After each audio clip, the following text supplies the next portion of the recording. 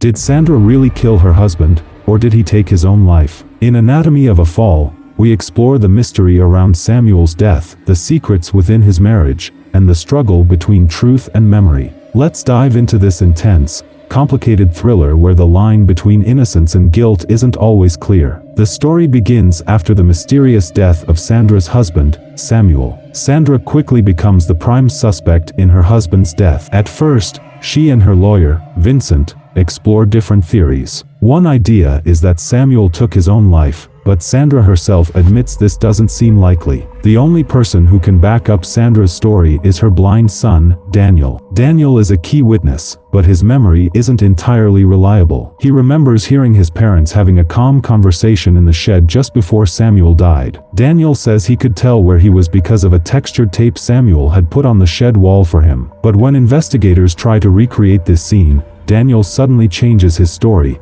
now saying he was at the front door. This change could be due to a genuine memory jog, but it also makes him seem like he's trying to support his mother's story. A key piece of evidence against Sandra is an audio recording Samuel made during an argument with her. In court, the recording reveals deep problems in their marriage that Sandra had tried to hide. Samuel's accusations in the recording are harsh, and we learn that he was upset with Sandra's success as a writer, especially since she'd used one of his ideas in her own work. But Sandra believes Samuel recorded the argument intentionally, perhaps to use as material for a future book, or maybe even to set her up if he was planning to end his own life. Daniel's testimony continues to shift. At one point, he recalls their dog, Snoop, eating pills from Samuel's vomit, which lines up with Sandra's claim of a suicide attempt. Each time Daniel changes his story, it seems to support Sandra's version of events just as new evidence against her appears. But the constant changes make it unclear whether Daniel is remembering new details or protecting his mother. In the end, Daniel's testimony is enough to cast doubt on Sandra's guilt, and she's acquitted. Sandra goes to dinner with her lawyer, Vincent,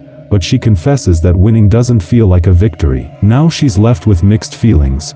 Is she really free, or will she always wonder what truly happened? If Samuel took his own life, she's now forced to process that painful truth. And if she killed him, she has to live with the burden of keeping up the lie. Sandra's relationship with Daniel becomes more complicated after the trial. Despite his testimony saving her, they both know he doubted her innocence at one point. If she's innocent, that doubt is painful. But if she's guilty, she knows Daniel might have lied to protect her, and that would haunt them both for the rest of their lives. The story doesn't give us a clear answer. The evidence is mixed. Blood splatter and the autopsy suggest Samuel was hit before falling, but it's unclear if Sandra could have pushed him the way the prosecution describes. Daniel's testimony has shifted multiple times, and his reasons for changing his story are suspicious. He may have genuinely remembered new details, or he might have adjusted his story to help his mom. In the end, we're left with pieces of a puzzle that don't quite fit together. The court reaches a decision,